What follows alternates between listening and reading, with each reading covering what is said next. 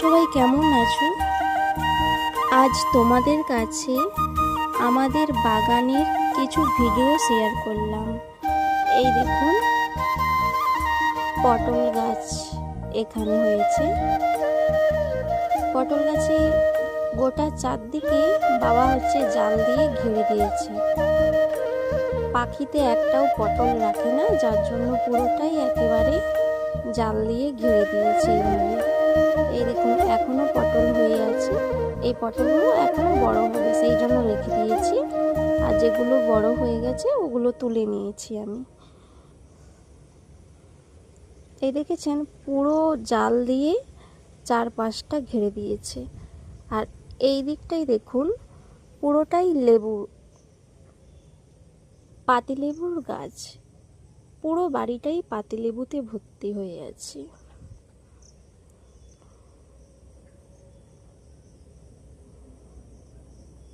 এই বছর অনেক পাতিলেবু হয়েছে।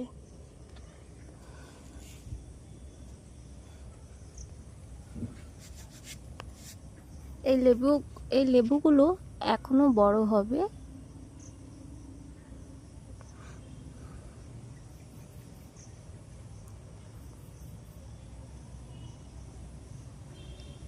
দেখেছেন তো, পুরোটাই পাতিলেবুর বাগান। আর এই আম গাছটা দেখুন, এত বড় আম গাছে মাত্র দুটো আম হয়েছে।